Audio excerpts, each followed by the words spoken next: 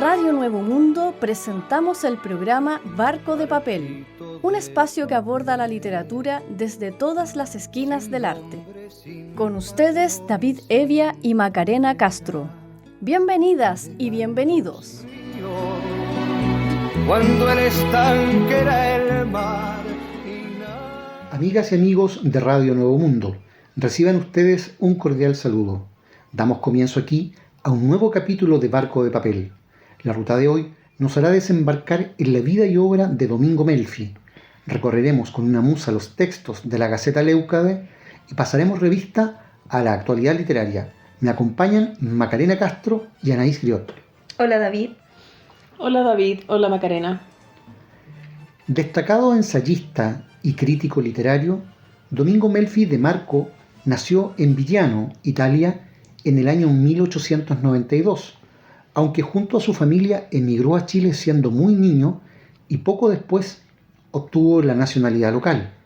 Realizó sus estudios en la Casa de Bello, plantel en el cual se tituló de odontólogo en 1914 con la tesis Valor del examen de los dientes en la identificación de los cadáveres. Con solo 23 páginas, dicha monografía, publicada entonces por la Imprenta Santiago, resultó ser tan breve como el tiempo que el autor dedicó al ejercicio de la profesión. En efecto, siendo aún un adolescente, su inclinación por las letras ya era marcada y pronto ese gusto, así como la pasión por la vida pública, terminarían copando su agenda.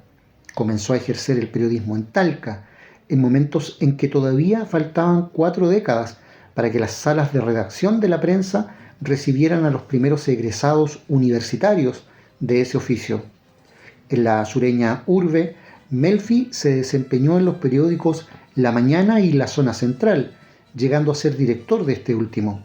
Su firma y la sobriedad de su pluma extendieron rápidamente su fama en la capital, donde hacia la misma época empezó a colaborar en revistas y asimismo en los diarios El Sur y El Mercurio.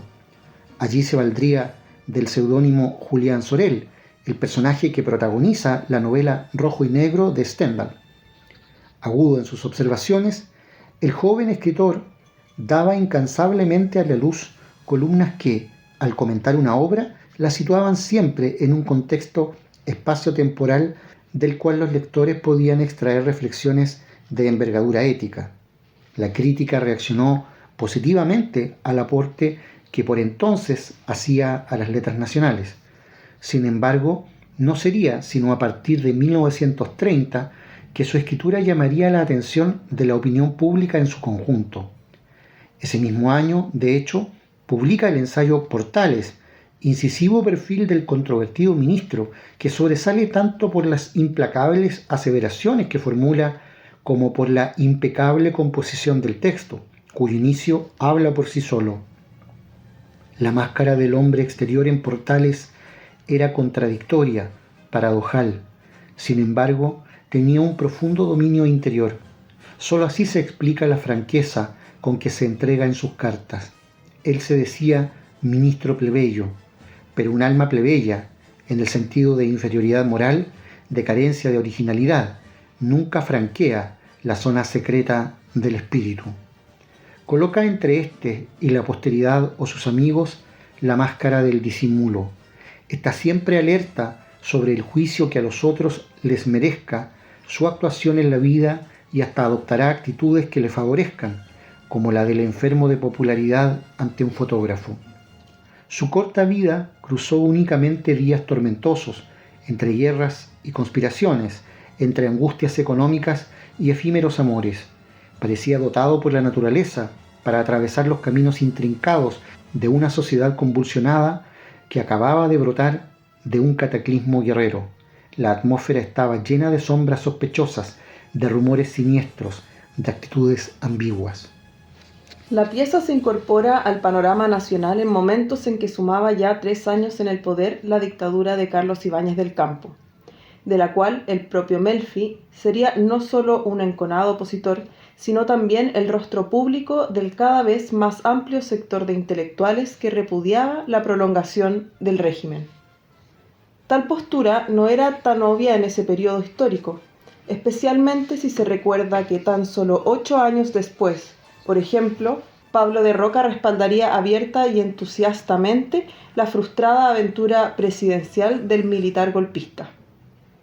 Conforme el calendario avanzaba, las fuerzas refractarias a la tiranía iban agrupándose y articulándose. De igual modo, la figura del ensayista fue cobrando mayor visibilidad e influencia. Es en ese trance que éste publica en 1931 bajo el sello de ediciones de la revista Atenea, de la que justo entonces se convierte en director, un pequeño volumen cuyas 42 páginas sirven de potente panfleto articulador de las denuncias que develan el modus operandi del gobierno de facto. Se trata de la obra Dictadura y Mansedumbre, que arroja en medio de la coyuntura una línea argumental que deja oír su calibre. Para mantener su predominio, un dictador favorece por turno a determinados elementos sociales, primero al pueblo, luego a la aristocracia, más tarde a la clase media. Al pueblo con algunas leyes de apariencia beneficiosas o con obras públicas, a la aristocracia con favores, puestos, comisiones diplomáticas, cargos decorativos, defensa de sus intereses contra un comunismo inminente. A la clase media, franqueándole su entrada desbordante en la burocracia. Les paga a todos indirectamente el precio del silencio.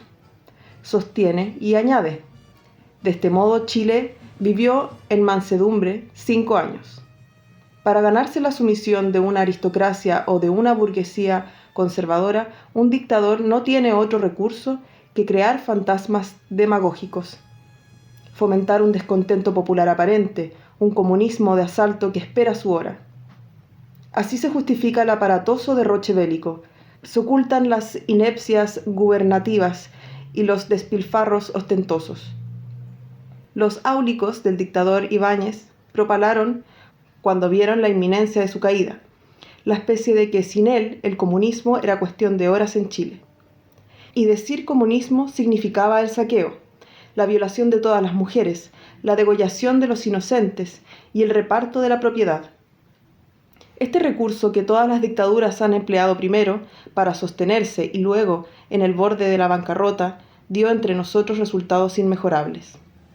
Hablarle de comunismo a una sociedad de raíz conservadora como esta es ponerle los pelos de punta.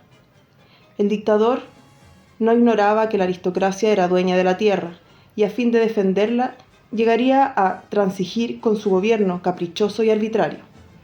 Por tanto, tenía en su mano a favor del miedo, que es lo único que une a los hombres, una porción grande de la sociedad. Días o meses antes del advenimiento de Ibáñez al poder, Santiago vio sus calles invadidas por turbas artificiales que mostraban los puños a los ricos y que hasta intentaron algunos saqueos. ¿Era el comienzo del terror? Criollo. Los partidos apresuraron su unión, igualmente artificial. Circularon listas aristocráticas y agrícolas de adhesión a la candidatura presidencial de Ibáñez y algún tiempo después, este asumió todo el poder público. En homenaje a sus altos méritos y como una prueba de agradecimiento por haber salvado a la sociedad del peligro del comunismo, el Club de la Unión lo invitó a un banquete inmenso, quedaba así definitivamente consagrado por la aristocracia. Entretanto, nadie protestaba por las deportaciones o las prisiones arbitrarias.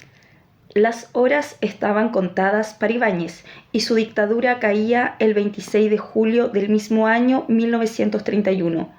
Para Domingo Melfi, en tanto, comenzaba de inmediato una nueva responsabilidad. El 6 de noviembre, cuando la mitad de la población era analfabeta, los horrores de la economía creaban enormes bolsones de miseria y los ciudadanos articulaban sus legítimas demandas a través de las más diversas organizaciones culturales, sociales y políticas. Fundó la Sociedad de Escritores de Chile, SECH, de la que se convirtió en su primer presidente.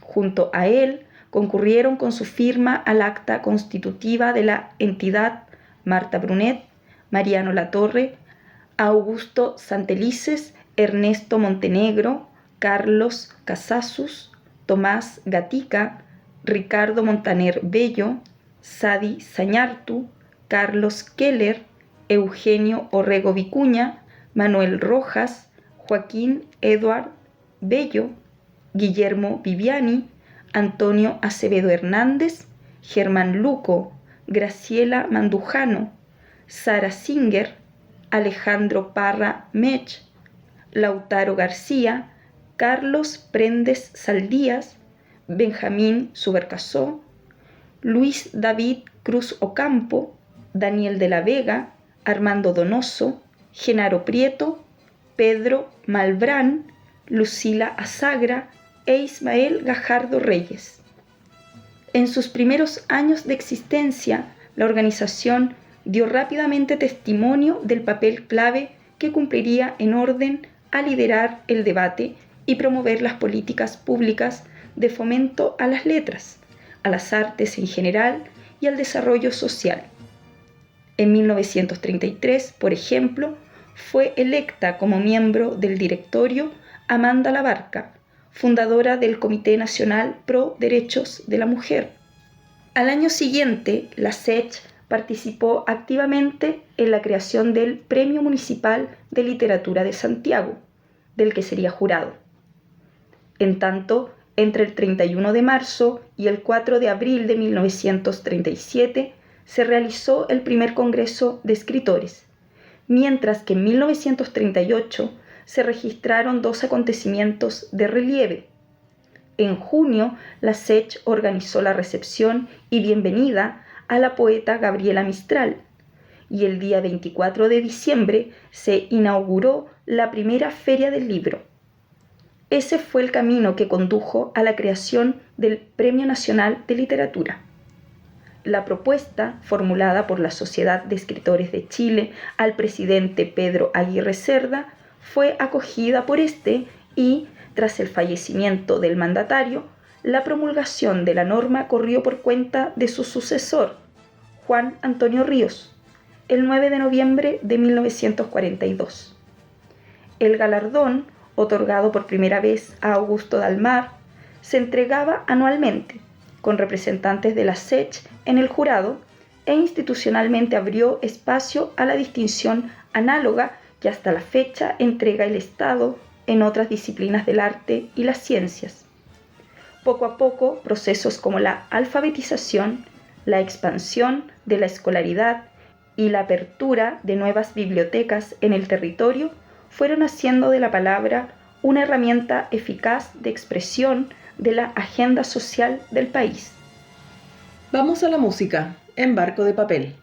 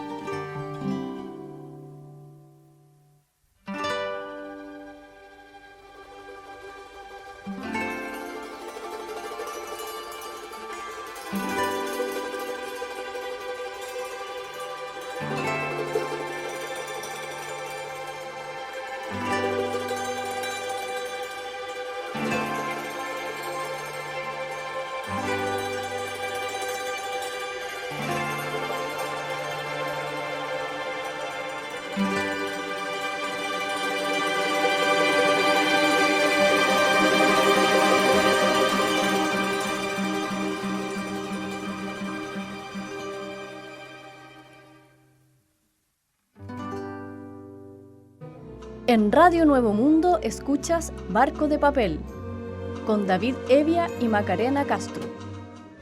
Sin abandonar su papel de dirigente gremial de los escritores, Domingo Melfi siguió desenvainando la pluma y aprovechando cada intersticio que le ofrecían las páginas de la prensa para deslizar sus opiniones.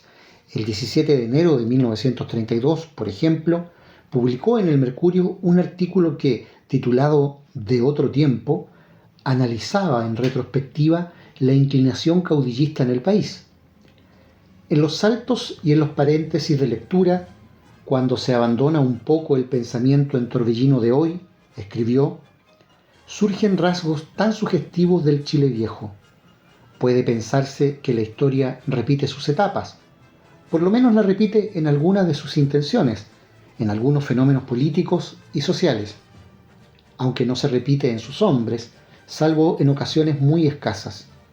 He aquí 1930, 31, 32. Cifras del tiempo inseguro y contradictorio. La República ha caído en ruinas tras una dictadura militar de espantosas consecuencias morales y materiales. Hay quienes dicen que ya no debe hablarse de dictaduras.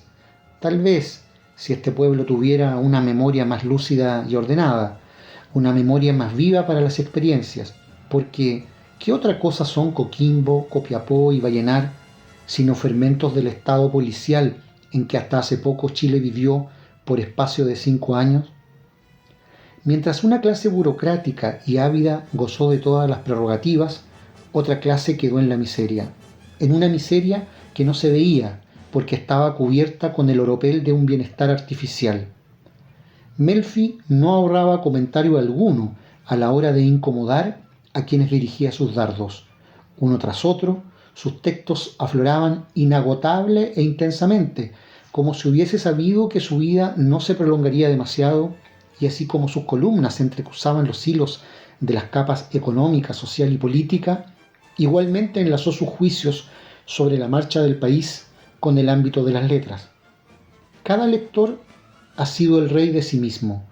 Unos han gozado con mayor largueza que otros, y es que no ha existido la obra de difusión científica y noblemente comprendida, advierte en el artículo Difusión de la Cultura, aparecido el 3 de enero del mismo año en el Mercurio, donde agrega, la escuela, salvo excepciones, nunca sirvió de guía, y la biblioteca, que debió sembrar en todas partes el don de la cultura, quedó siempre aislada y hermética, como un organismo de consulta para contados estudiosos. No todos los hombres tienen las mismas tendencias y los mismos deseos. No todos gozan de un tiempo igual para sus lecturas.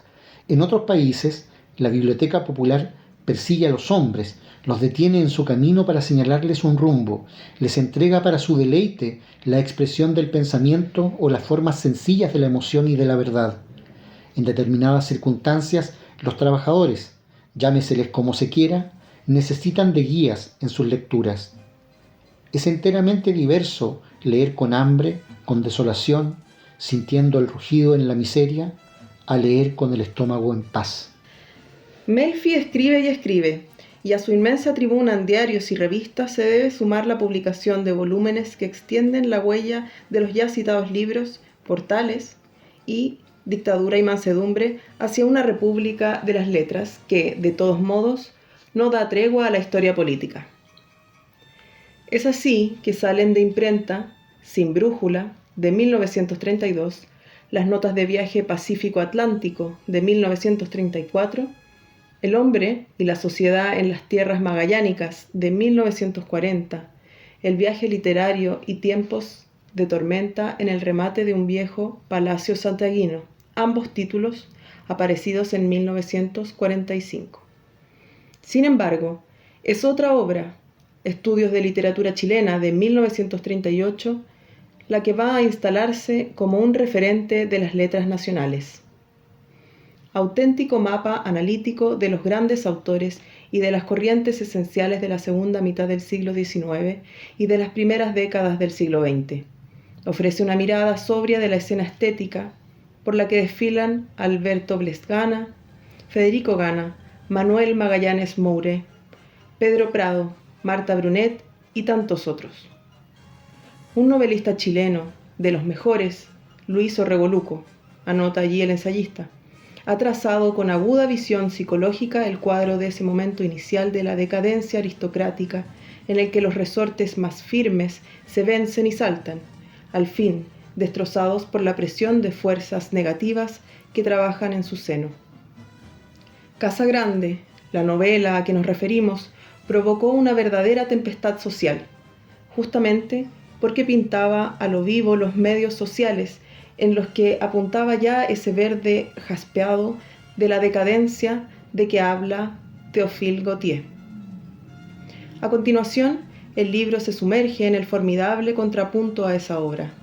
Augusto Thompson comenta, refiriéndose así a quien iba a ser más conocido como Augusto Dalmar, en la novela Juana Lucero intentó la pintura del ambiente de una casa de prostitución, siguiendo el método de Émile Zola, pero abandonó bien pronto esa tendencia. Thompson, temperamento fuerte y absorbente, dominó en la generación de 1900. En su naturaleza literaria hay una mezcla de ensueño y realidad que imprime a sus producciones un sello inconfundible. Su estilo sensible evoca las brumas de oro sobre un mar cargado de nostalgia. Parece siempre el viajero que regresa de los dominios más extraños del espíritu. Thompson ya no parece un escritor chileno.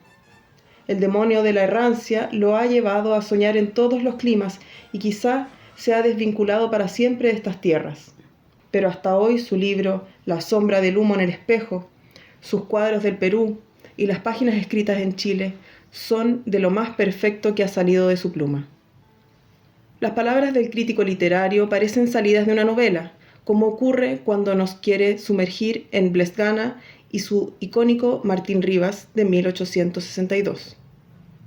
Un día de julio de 1850, atravesó pausadamente el portal de Sierra Bella un joven de regular estatura, de ojos negros, pensativos y melancólicos, y que llevaba impreso en el rostro ese aire romántico, un poco triste, que era no solo el signo de la época, sino además el fruto de largas y duras pobrezas.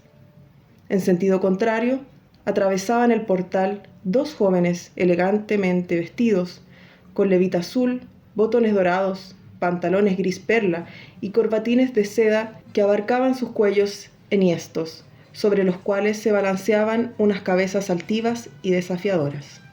Por cierto, la historia también brindaría a Domingo Melfi la oportunidad de vincular bajo su puño a grandes firmas universales de las letras con los vericuetos de la más candente política internacional. Y es que a fines de agosto de 1936, el prolífico autor se convirtió en el delegado chileno en Buenos Aires ante el Congreso de Escritores organizado por el Pen Club, que tenía lugar en medio del reciente ascenso nazi al poder y de la escalada de tensiones que avanzaba ya hacia el estallido de la Segunda Guerra Mundial. Alfonso Reyes, José Ortega y Gasset, Jacques Maritain, Henri Michaud, Oliverio Girondeau y Stefan Zweig se contaban entre los más de 100 invitados de 41 países. En ese contexto, la pugna tendría en el cónclave trasandino de las letras su nítido correlato. Mientras desde la acera argentina sobresalía la voz de la legendaria Victoria Ocampo, directora de la revista Sur, desde Italia el régimen de Benito Mussolini enviaba a Sudamérica una sólida comitiva, integrada por el futurista Filippo Tommaso Marinetti, el hispanista Mario Puccini y el poeta Giuseppe Ungaretti, quienes habían participado como soldados en la Primera Guerra y luego, en 1925, suscribieron el Manifiesto de Intelectuales Fascistas.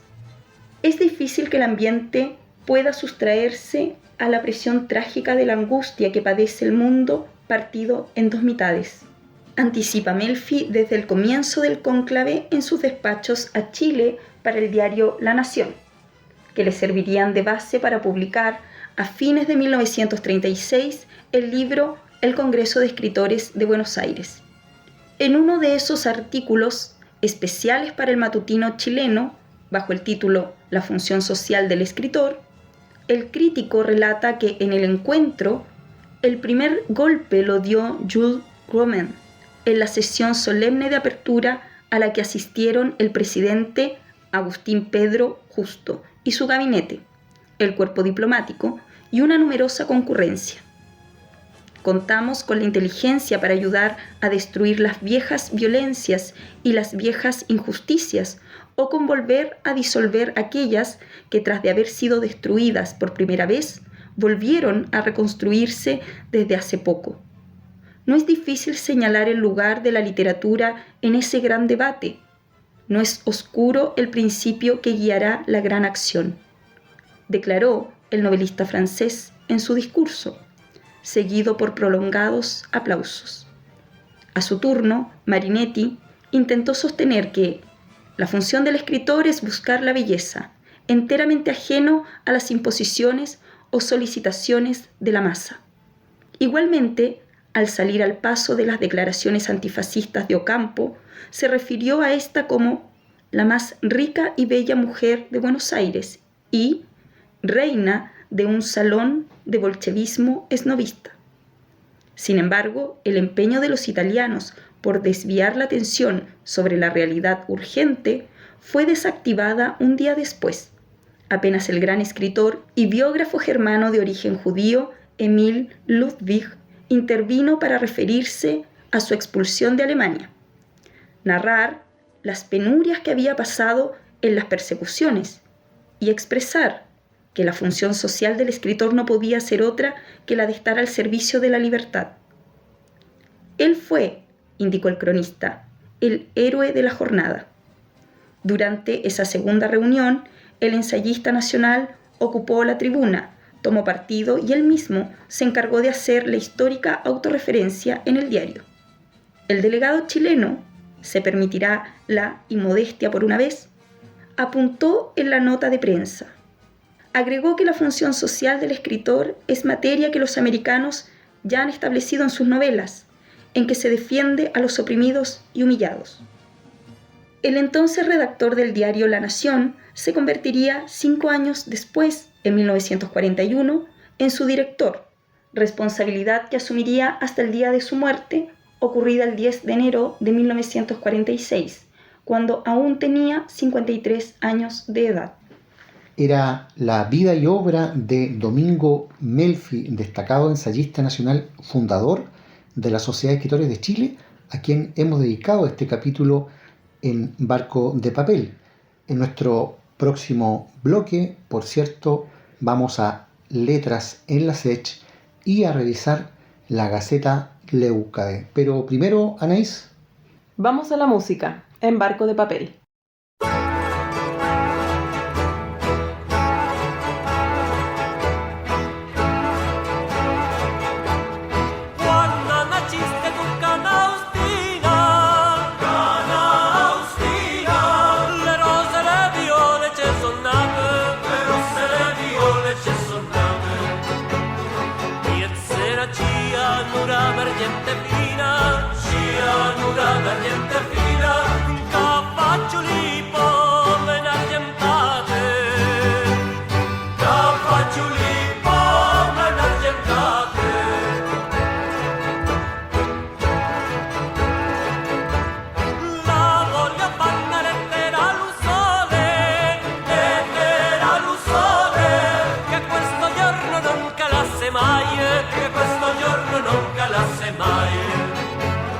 E ce lo voglio farlo girasole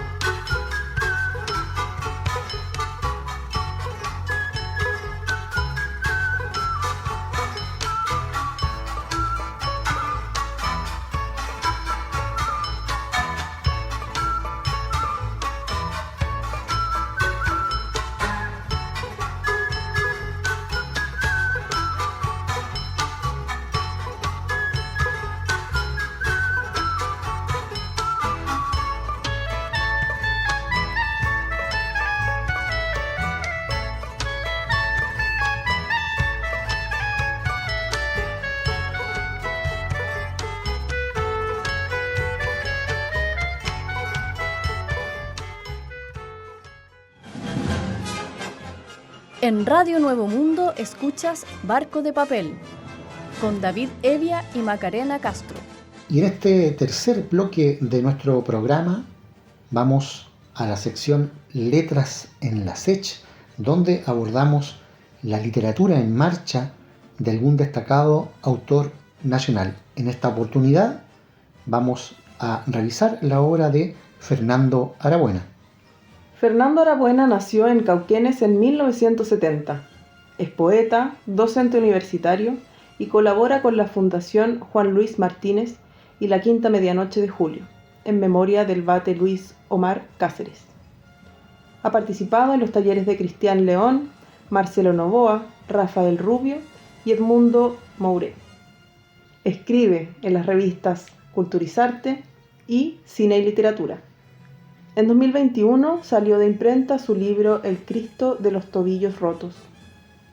Miembro de la Sociedad de Escritores de Chile, SECH, sus poemas han sido incluidos en diversas publicaciones, entre las que se cuenta La Gaceta Alerce. Escuchemos entonces los versos de Fernando Arabuena en su propia voz. Hola, les mando un saludo a todos los auditores de Barco de Papel y a sus conductores Macarena, Anaís y David, y les doy las gracias por la invitación y por la posibilidad de compartir algunos de mis poemas.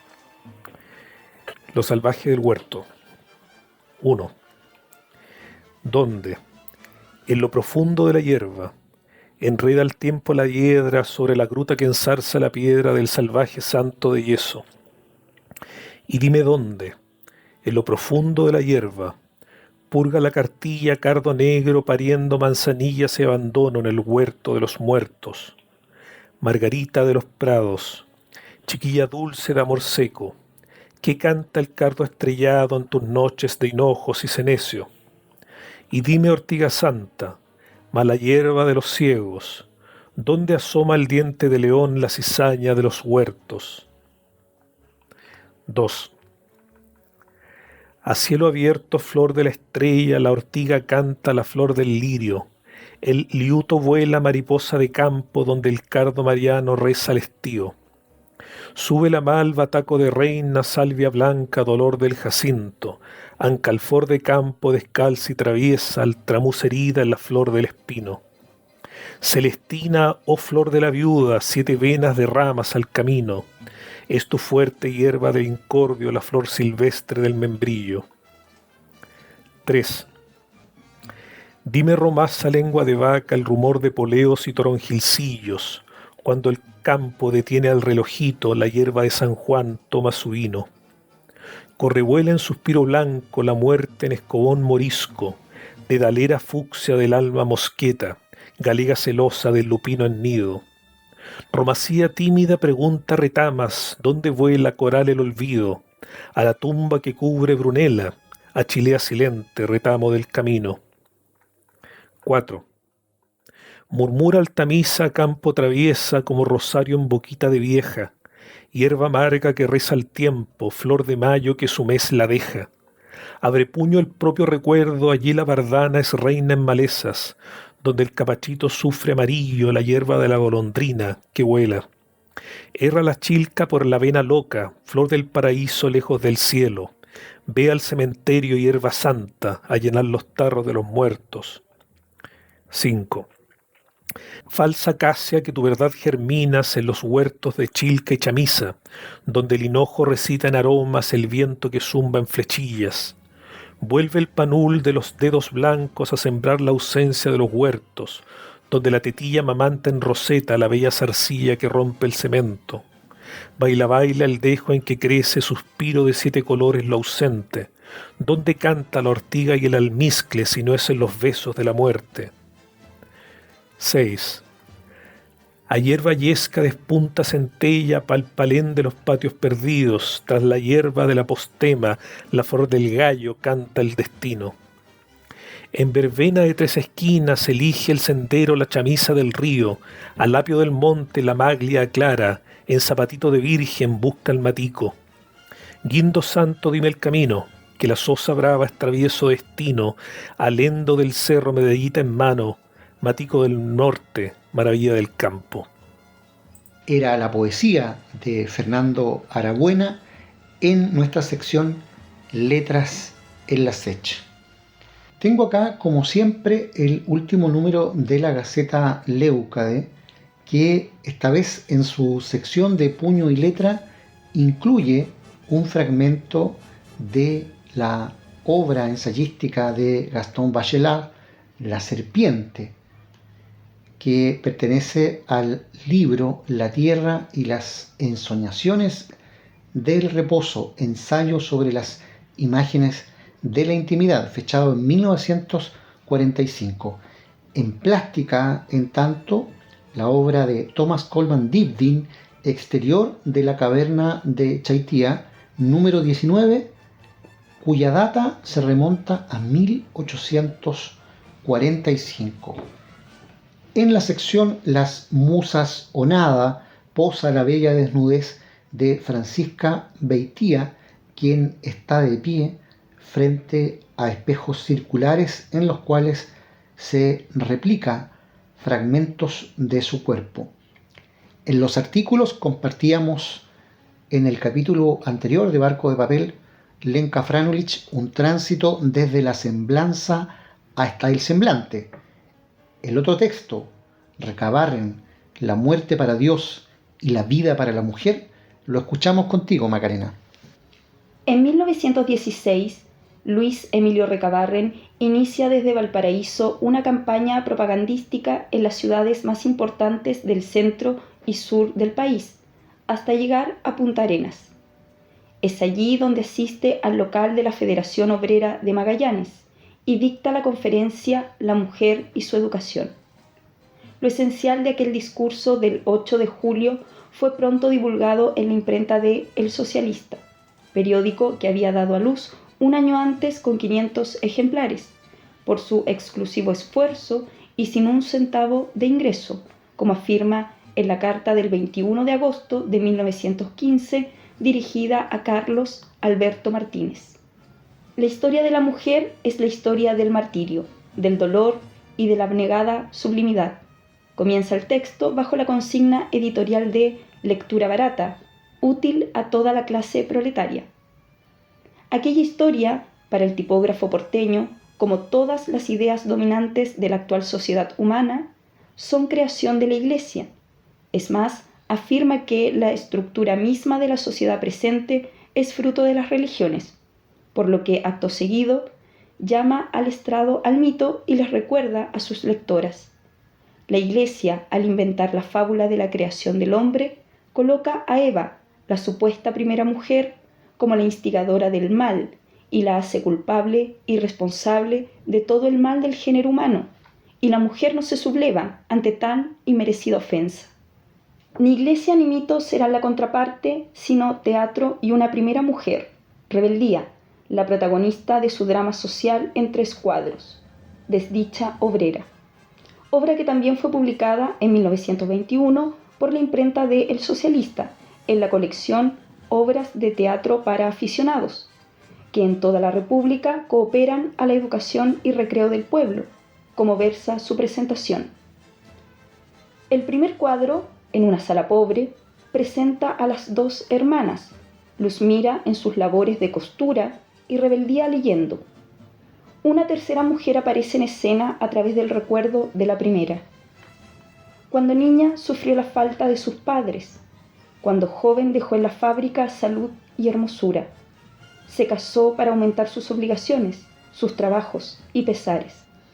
Rebeldía, en el intento por desviar este camino, se encuentra sin trabajo tras liderar una huelga en el establecimiento industrial de encajes y bordados.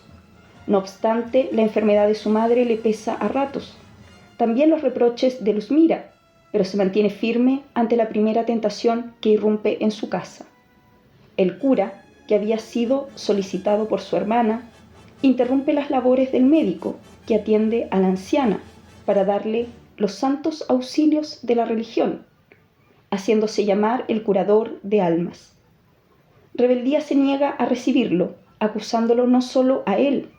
Hace muchos siglos que la voz de ustedes repercute en el mundo con ese mismo horrible acento de mentira, de falsía, de hipocresía. Ante la defensa de la joven costurera, el cura apela a la libertad de credo cuando pide e insiste ver a la enferma primero y que ella decida. El médico, haciendo coro a la joven, le advierte que en el estado en que ella se encuentra es incapaz de un acto razonable. El religioso se va y el monólogo de Luzmira cierra el cuadro. La Iglesia nos manda a soportar esta vida miserable porque dice que esa es la voluntad de Dios. Pero mi hermana dice que no. Dice que si la vida es mala, debemos mejorarla. Una segunda tentación se presenta para la heroína en el cuadro siguiente, cuando es solicitada por el patrón, quien, enterado casualmente tras la visita del cura de la enfermedad de su madre, le ofrece nuevamente su puesto de trabajo y la llama a su oficina para brindarle ayuda a cambio de sus simpatías. Rebeldía, comprendiendo sus intenciones, lo cuestiona. ¿Es que las pobres no debemos ser siempre carne escogida para apetitos innobles? ¿Por qué no buscan ustedes entre su misma clase esos apetitos? La escena cierra con la defensa de la joven. Su herramienta de trabajo es su arma, y así lo recordará ante el juez en el tercer y último cuadro, cuando le pregunta si es la autora del crimen. Yo me acordé que llevaba mis tijeras de trabajo colgadas de mi cintura. Las tomé y se las clavé. Ya en prisión recibe la visita de una carcelera, que puede ser una monja, señala la acotación, y del cura, quien, creyéndola en un estado más vulnerable, le ofrece la sanación de su alma. Rebeldía entonces cuestiona la omnipresencia de su Dios. ¿Por qué no estuvo en la oficina del burgués cuando intentó violarla? Dios no puede estar en todos los actos, dice el sacerdote. Cuando a ustedes les conviene, Dios ve y lo prevé todo, y está en todas partes, refuta ella. El cura se queda sin argumentos y acusa a ambas de rebeldes, pues Luzmira también ahora prescinde de sus servicios divinos y la recrimina. Pero la voluntad de los jueces, que por lo que se ve es más poderosa que la de su Dios, quiere que mi hermana viva encarcelada aquí, y la gran justicia de su Dios nada puede contra la injusticia terrena. Desdicha obrera fue representada por primera vez el 7 de agosto de 1921 en el Teatro Obrero de la calle San Martín, por el grupo aficionado Arte y Revolución, en Iquique. No es esta la única pieza del dirigente obrero. Se conoce un monólogo de 1912 titulado Yo pensaba que era libre y Redimida, obra que no ha sido conservada, pero cuya existencia quedó estampada en la edición del 15 de enero de 1914 del periódico El Despertar de los Trabajadores, con motivo de su estreno. Allí figura en el primer lugar de la lista de personajes Floreal, interpretado por Elías Laferte. El argumento constituye la preciosa teoría del matrimonio futuro, o sea, un bosquejo del amor libre. Se lee en la reseña y se nos recuerda que todos los actores son aficionados, pero han puesto todo el entusiasmo y amor dignos de la causa socialista para la pureza de los sentimientos de la juventud. Es el artículo Recabarren, la muerte para Dios y la vida para la mujer en este número de julio de la Gaceta Leucade, que por lo demás coincide con el 12º aniversario de esta publicación de estética. Despedimos esta nueva emisión de Barco de Papel, producido por el equipo editorial de la Gaceta Leucade. En la edición, Cristian Castro, y en los micrófonos, Macarena Castro, Anaís Griot y David Evia. Nuestra ruta volverá a estar al aire la próxima semana. Muchas gracias y hasta entonces. Hasta pronto. Adiós. En Radio Nuevo Mundo finaliza el programa Barco de Papel, un espacio que aborda la literatura desde todas las esquinas del arte. Nos encontramos en una nueva edición. Hasta pronto. Cuando el canal era un río, cuando